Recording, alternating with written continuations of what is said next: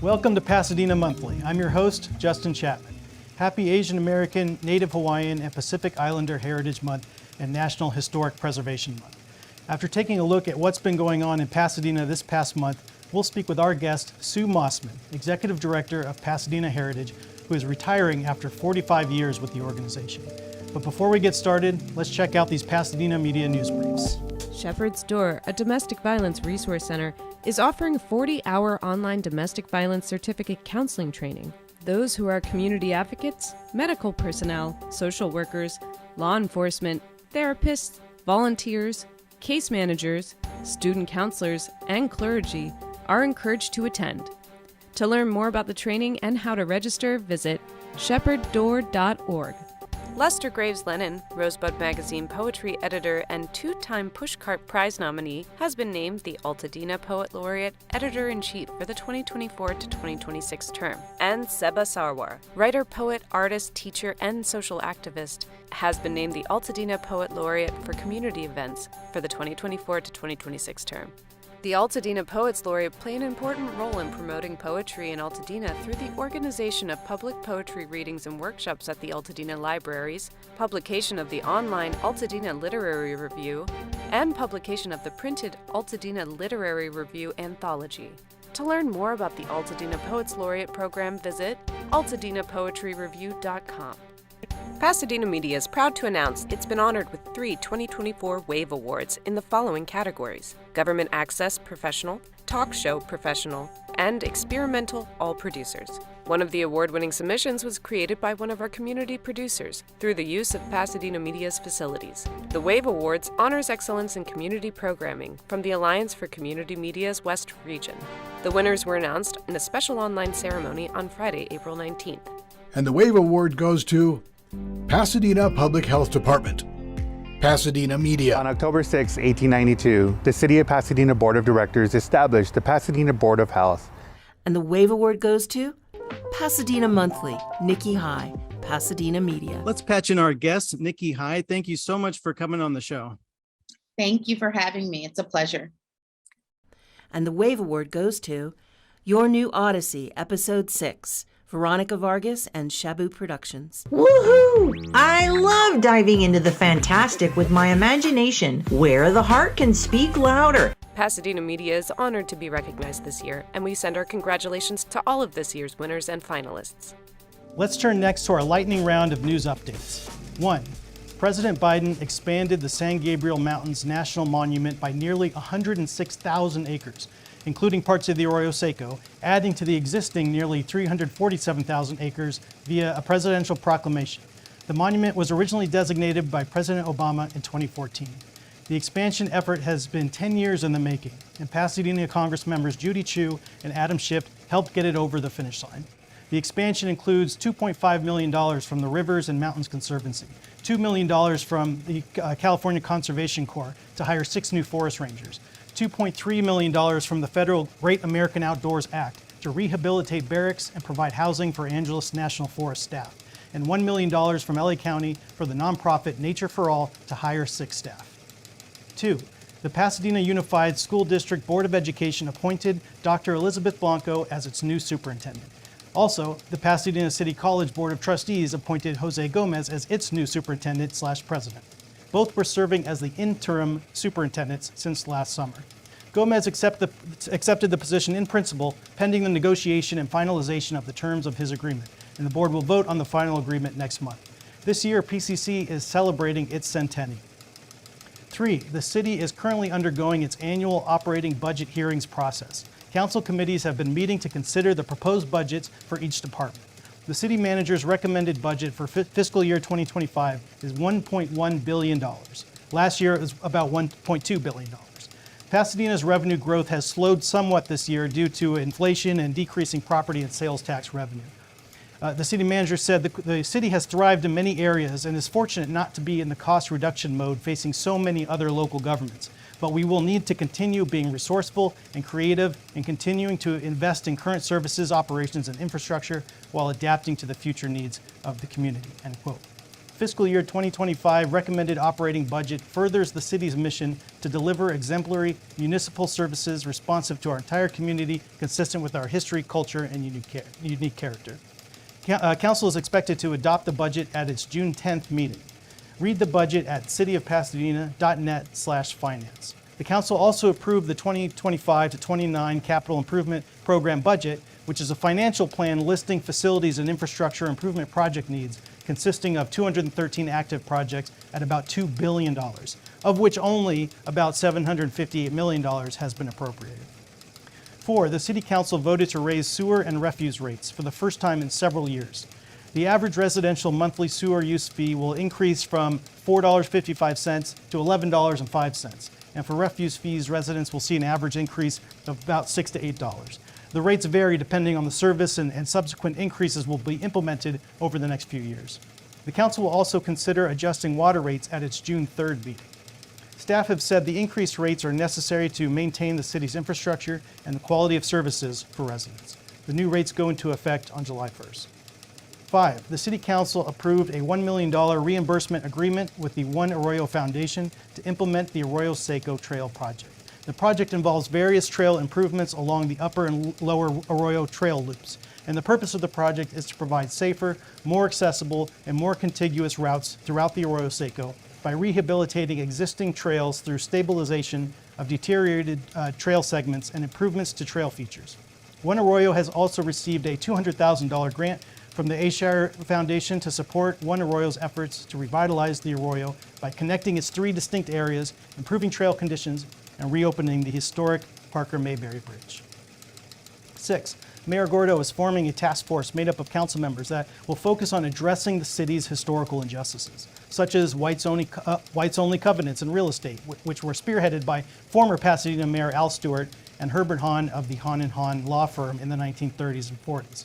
The task force could also look at the 710 freeway displacement and the Chinese laundry that was burned down by a racist mob in 1885, among other issues. 7, Pasadena's independent police auditor, Dr. Richard Rosenthal, recommended in an informational item that the City Council place a charter amendment on the ballot to change to an independent police monitor model, which would have more powers in police officer personnel issues during investigations rather than after investigations, and thus enhance oversight. Mayor Gordo argued that bringing the IPA closer to the police department in that way would increase the perception of less independence, and the majority of the council were apparently not in favor of placing this amendment on the ballot. Since the city would need to meet and confer with labor unions before placing this on the ballot due to collective bargaining requirements, some argued that there isn't enough time to place this on the November ballot, but the discussion will continue at the Public Safety Committee.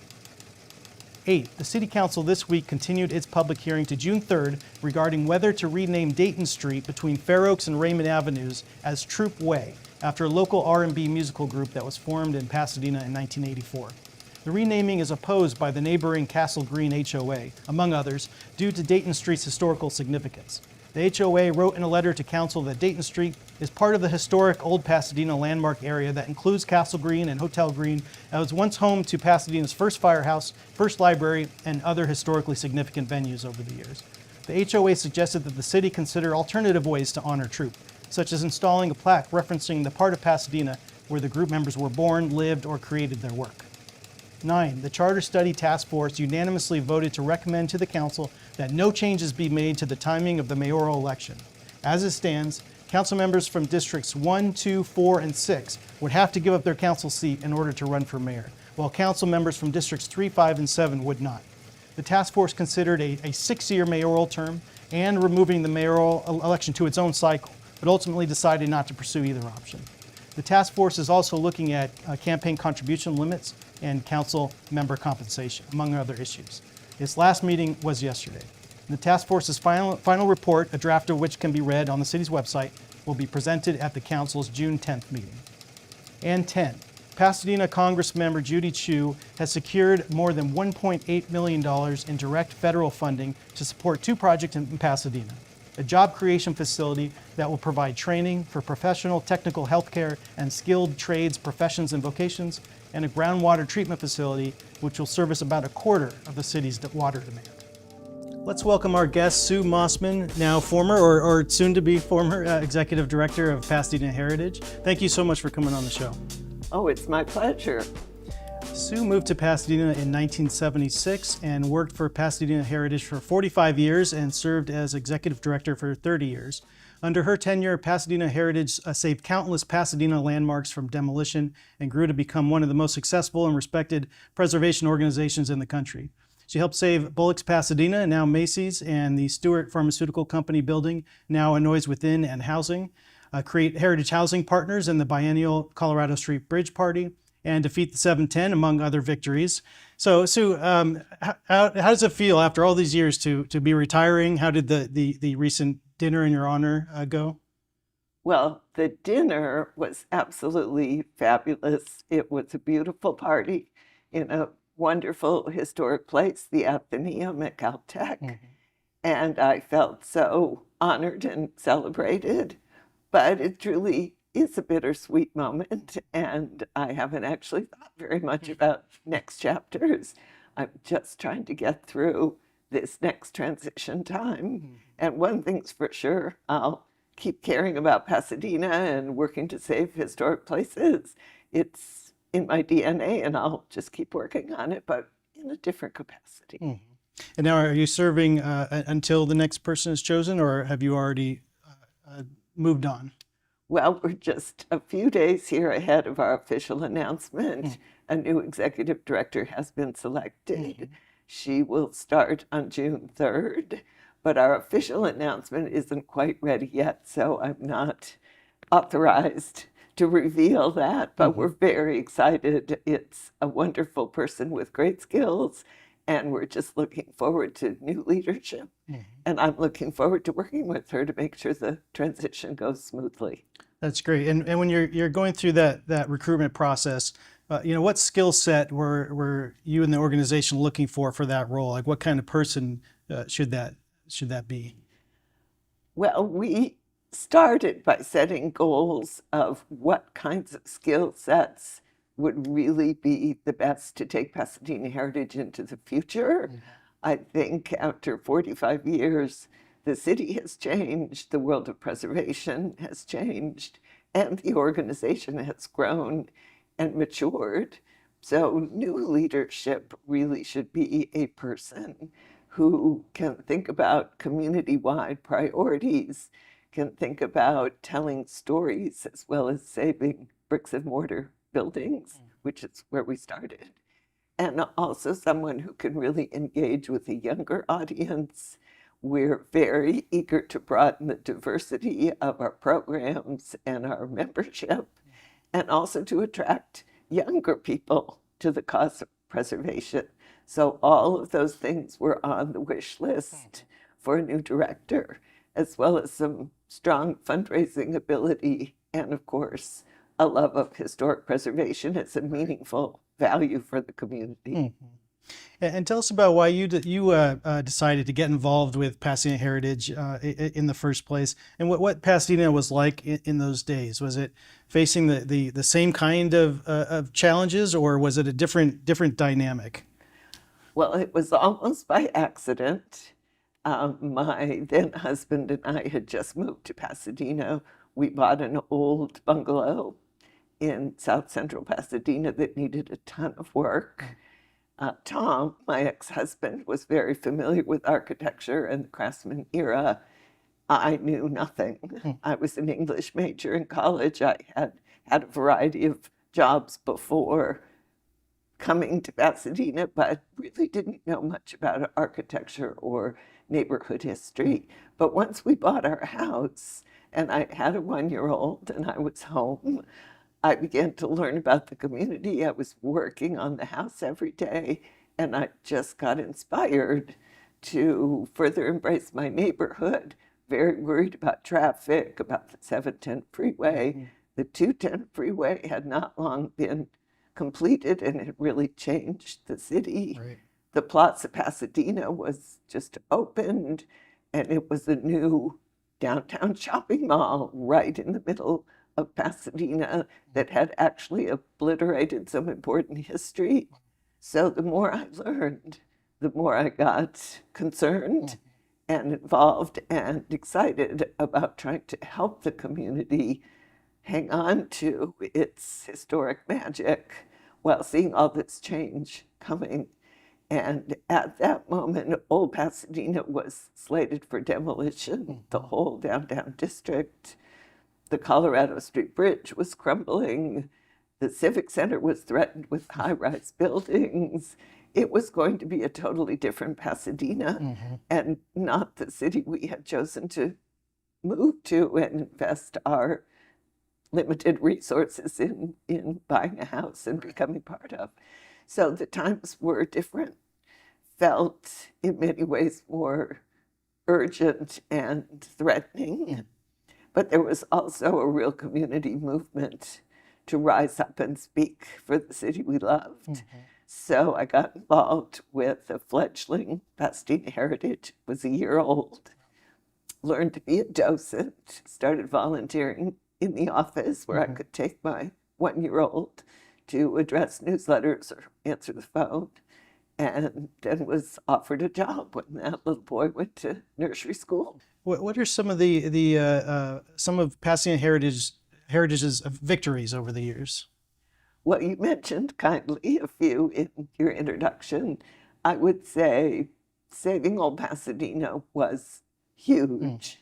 And without Pasadena Heritage under Claire Bogard's direction, I was working under Claire for about 14 years when I started. Really, old Pasadena would not be here. The Colorado Street Bridge was threatened, and making sure it stayed standing and got the investment it needed to repair it and then seismically upgrade it. The Vista del Arroyo bungalows, which is where the Ninth Circuit Court of Appeals is today, a beautiful campus. That was very derelict property. We didn't know what its fate would be. And the 710 freeway was a looming black cloud over all of Southwest Pasadena and could have turned Pasadena into the largest interchange of multiple freeways and really, I think, obliterated the hometown feeling of the city. But it was a tough battle. There were people who believed that was the answer to all our problems, rather than the devastation that we could foresee. So those were some of the big issues. A couple of my favorite projects to work on, which you also mentioned, saving the Stewart Pharmaceutical building in East Pasadena. No one actually understood what an important work of architecture that was. Even I didn't understand. That was my introduction to Edward Durrell Stone, the world-famous architect who designed it. And it was when Johnson & Johnson bought that building and planned to demolish it that we all got mobilized to save it. And they were tough opponents, but we were victorious in the end. And the best parts of that building remain and are being put to good use today. Another favorite story for me is Macy's Bullocks on South Lake. When I first moved here, and I had an aunt and uncle on the west side, and my aunt used to come to Pasadena to shop in that Bullocks and the little shops across the street from it. And she took me to tea in the tea room at Bullocks, Pasadena. And I loved that building. And when it was threatened with new development, it was very personal to me to go to bat for it. And ultimately, it took a lawsuit to stop that project. But we prevailed, and the building and the store were saved. Although it's a place I worry about today, the future of department stores in this retail world is questionable. And that's such an extraordinary building that I just want to be sure it has a future. And the last couple I will mention, the YWCA former YWCA has been on our agenda for 30 years, and it is still an endangered building.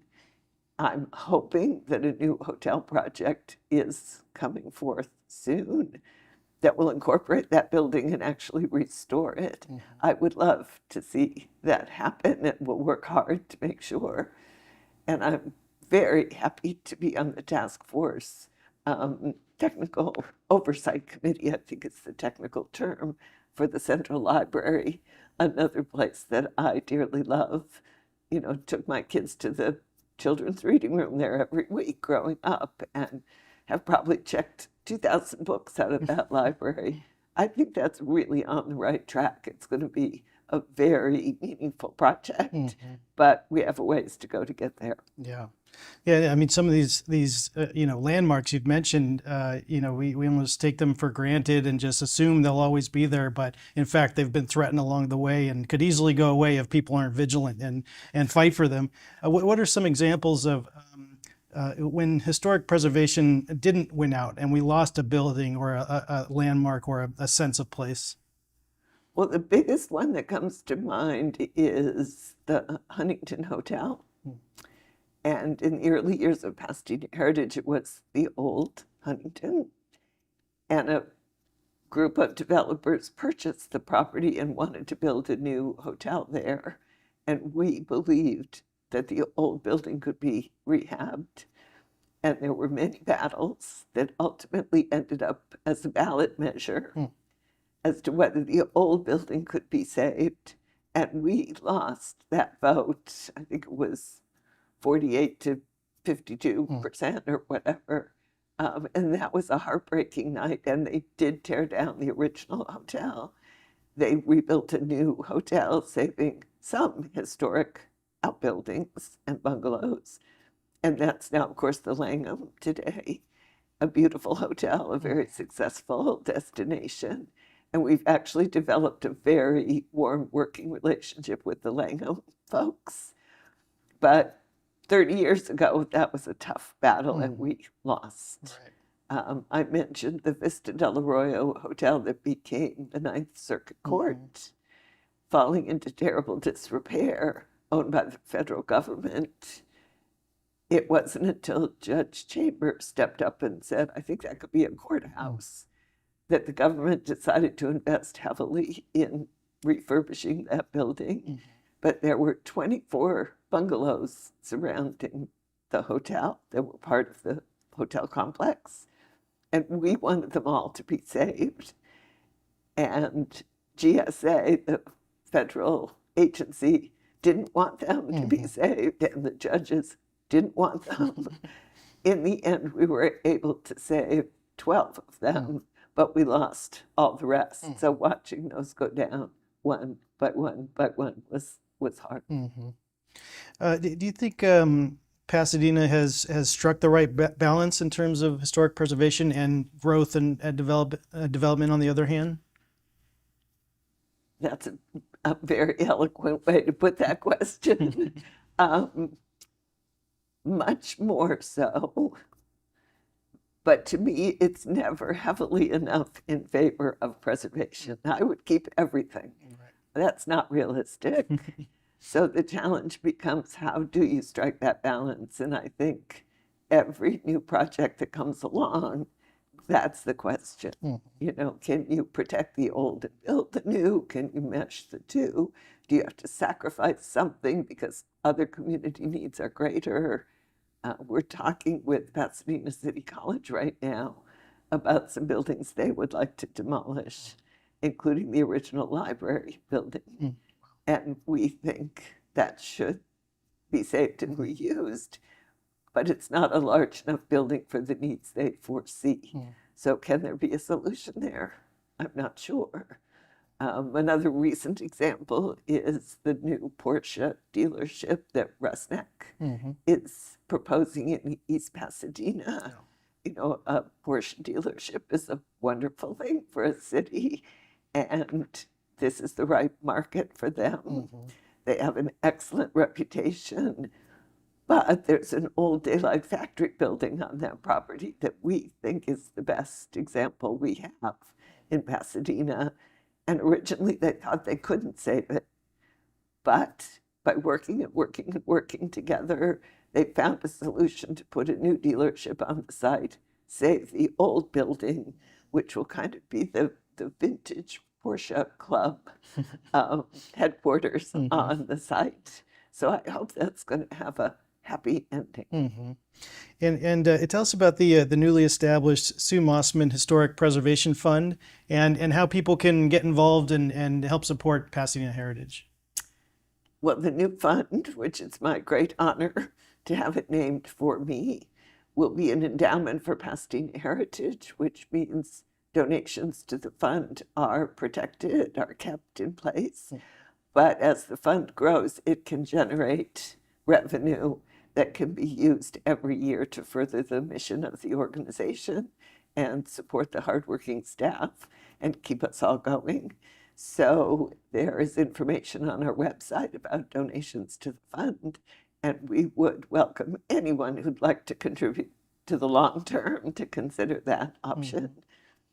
And I would also say the future of Pasadena Heritage will really be about attracting, exciting, and educating our younger generations of residents and people who visit here and work here, because we need to pass this torch on to a younger group of people who will care and who will carry it forward.